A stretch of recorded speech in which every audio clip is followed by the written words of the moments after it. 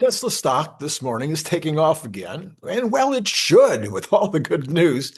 It just gets better and better and better. Exciting Dojo 3 and Optimus news this morning as AI 5 is taped out, ready to go.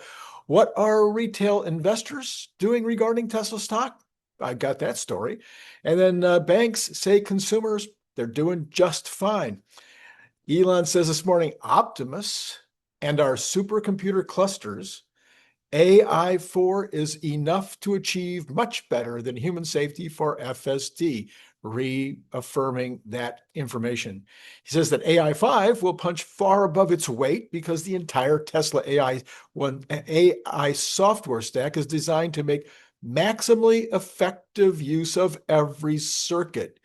We co-signed our AI software and hardware. So there you go.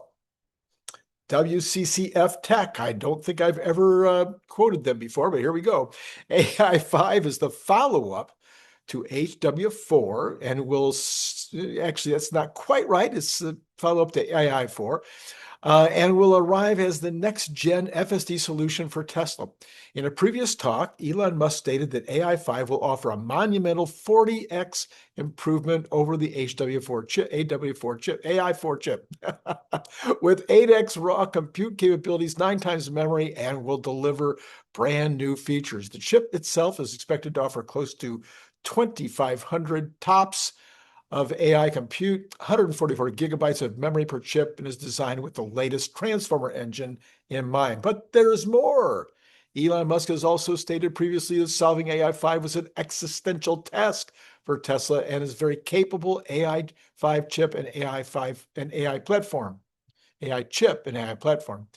AI5 will be offered in multiple configurations, one being a single sock that receives that rivals NVIDIA's Hopper, and then a dual sock design which rivals Blackwell while costing much less to produce and using way less power.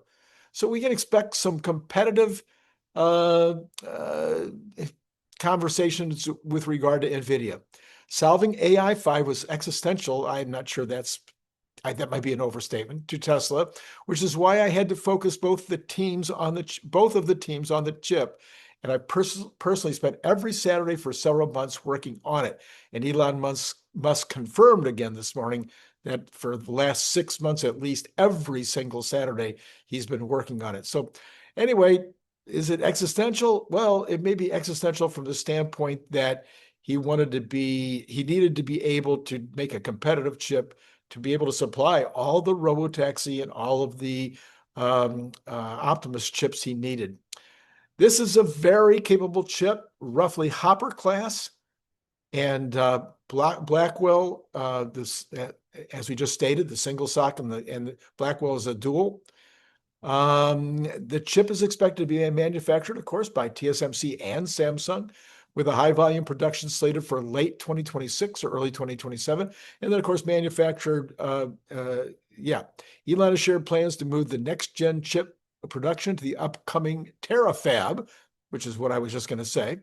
But its announcement is still pending. Meanwhile, Elon has confirmed that work is already underway on the next generation AI6 chip and also Dojo 3. Since Tesla's announcement and return to form in the chip-making business, the plans for Dojo 3 are back on track. Tesla resumed the plans for the supercomputer project back in January, and with Terafab operation and developing the DRAM, the packaging, and the chips all under one roof, this goal should not be far away from now. Well, it's going to be a year or so, maybe 2.5 years before they actually make it themselves. Stock twist. Tesla Robotaxi roadmap drew attention on Tuesday after the company's China president, Elon Wang said that the Shanghai Gigafactory could support production of the Optimus humanoid robot as the company prepares for manufacturing scale up. On StockTwits, they also mentioned retail sentiment for Tesla hit the highest level so far this year, 82 out of 100, amid a more than 250% surge in message volume over the past month.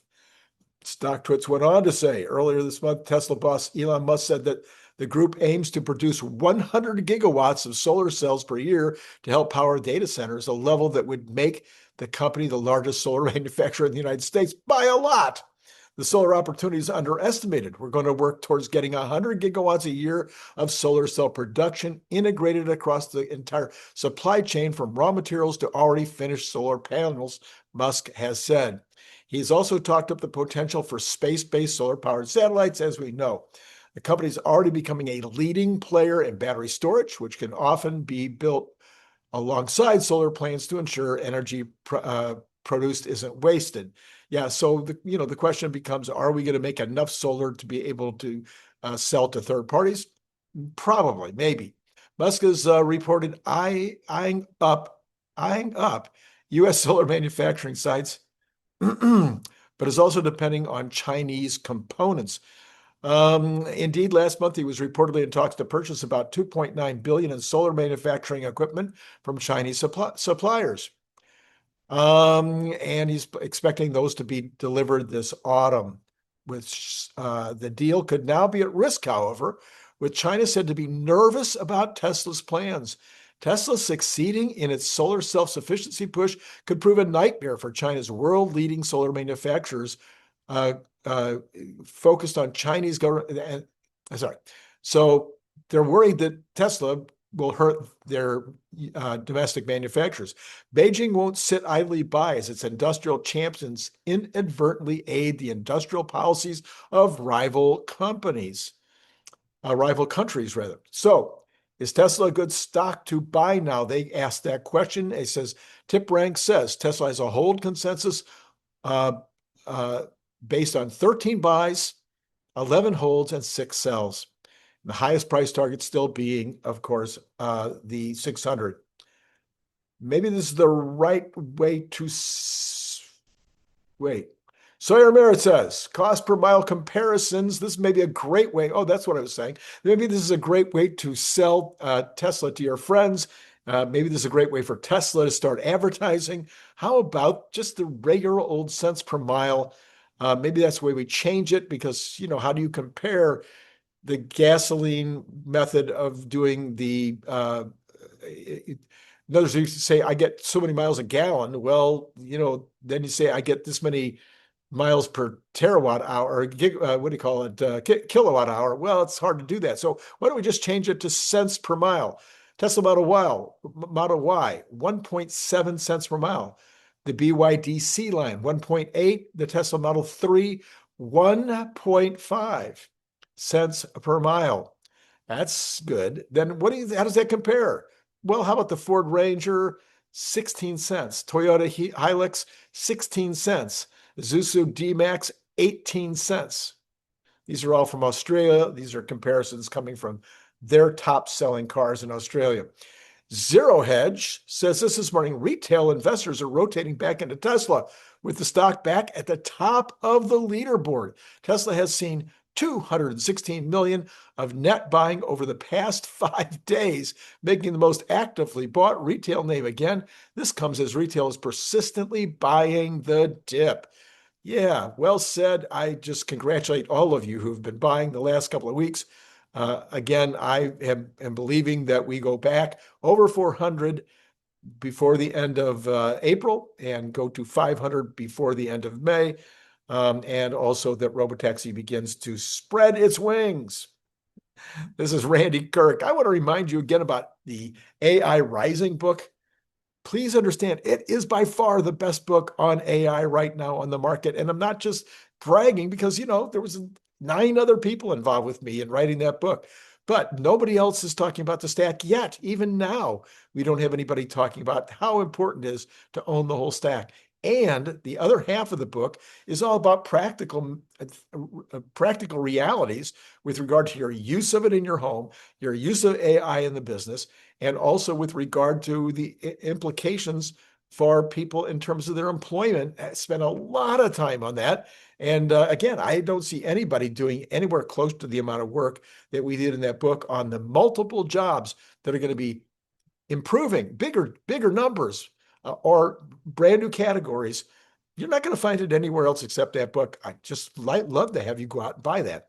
In March, U.S. import prices rose 0.8%. These are the import prices following a 0.9% rise in February. This is a massive beat compared to what the folks were thinking it was going to be. And I also had said on Sunday night, no way it was going to be as high as they said. The index for U.S. export prices advanced by 1.6% in March after rising 1.9% in February. Again, a reduction. Over the past 12 months, import prices have only increased 2.1%, but export prices have advanced 5.6%. That's a good thing.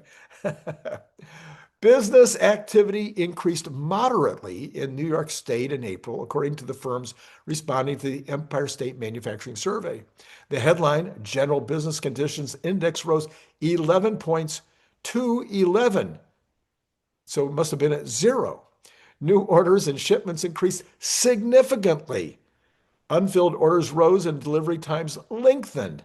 Supply availability worsened because that's always going to happen if you get lots more orders. Employment expanded and the average work week increased. The pace of input price increases picked up sharply after slowing last month. While the pace of selling price increases was little changed, firms remained optimistic that conditions would improve in the months ahead, though optimism moderated and capital spending plans weakened. By the way, I was right again. They had the folks that were guessing thought that this report would be so-so. It turns out to be fantastic. I think they even thought it would be down, if I remember correctly. Bank of America this morning is reporting that they beat their estimates, beat on revenues, beat on profits. Consumer banking revenue rose 5% year over year. Morgan Stanley beat on both, again, top and bottom lines. Results were driven by strength in wealth management and trading. ASML Holdings, these are the guys that make that machine over in, I think it's a Dutch machine over in Holland, I think it is, which this machine creates the lithography necessary to make all the chips practically in the world. They beat expectations, not surprisingly. Nobody thought that they wouldn't. They bought a 53% gross margin, net income of $2.8 billion, raised full year 2026 guidance to $36 to $40 billion in total net sales. And AI-driven demand, of course, for chips just going crazy. They could sell all of these things that they could possibly produce. Okay, so what about commentary on the U.S. consumer in these reports this morning? And what about company guidance? Well, the U.S. consumer remains a bright spot in the commentary across major banks reporting around this period, including this morning. Executives describe spending as resilient with year-over-year growth in card spend. JPM says it's up 9%. Citi is up 5%. And checking deposits, auto consumer lending volumes, everything good. Credit quality was healthy. Delinquencies stable or down, with banks releasing consumer loan reserves. So the reserves are getting less and less. They're able to go out and borrow and sell and make more loans. A few noted potential future pressure from higher energy prices as a macro uncertainty, but overall, the picture was positive and supportive of loan growth. Then we have breaking this morning that builder confidence in the market. Home builder confidence was a little bit down. So it was, not surprisingly, down 4 points to 34 in April. Current sales conditions fell 4 points to 37. Sales expectations in the next 6 months dropped 7 points to 42. I think they're going to be wrong. The builders themselves are going to be wrong on this one. Traffic of prospective buyers posted a 3-point decline to 22. The reason why I think housing sales are going to get a lot better than they think it's going to be is because when they were doing this survey, the war wouldn't have wound down to the extent that it has. Signs of market cooling. The latest HMI survey also revealed that 36% of builders cut prices in April. That was actually lower than the 37% in March. The average price reduction was 5%, which was down from the 6% in March. The use of sales incentives was 60% in April, down from 64% in March. And this was ranking as the 13th consecutive month, which this share has reached 60% or higher. But sounds to me like, if anything, they should be getting a little more confidence if they're actually reducing their incentives. Although it would be, of course, in season. I suppose in season, you would hope that you wouldn't have to give as many incentives. All right, Truflation this morning says that inflation index up 1.83. That is a little bit down from yesterday. Goods at 3.84. That's down a little bit from yesterday. Core at 1.3, services at 0.77, and the PCE about the same at 2.55. Well, how is Tesla doing now? It was doing really, really well a minute ago. It is up 3.15% to 375.65. That's with the Dow down 0.22, NASDAQ up 0.77, and the S&P up 0.3 to 6,990. We are only 12 points away from all-time highs, which I predicted by the end of this week or early in the next week. I predicted that yesterday morning. Apple, Nvidia, Google, and Microsoft all up. Amazon down, Meta up, VIX down 17.61. We're getting very, very close to really, really super good risk on behavior here, or risk on numbers. And then the Cathie Woods, reflecting that, the Cathie Woods are all up this morning. All right, now let's go on to the bonds, and the bonds were up a little bit. I mean, the bond yields were up a little bit.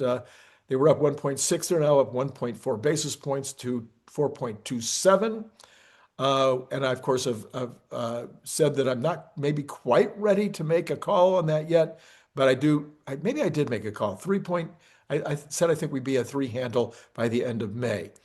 Oil prices down on the May contracts, 91.25. Oil on the June contract, whoops, that just changed, 91.28. June at 88.34. My estimate is that will be in the 70s by the end of May. And Brent up a little bit, up 4 cents, 3 cents now to 94.82. Gold is down this morning, $1.10. That's for gold right now. That's unchanged. 4,848.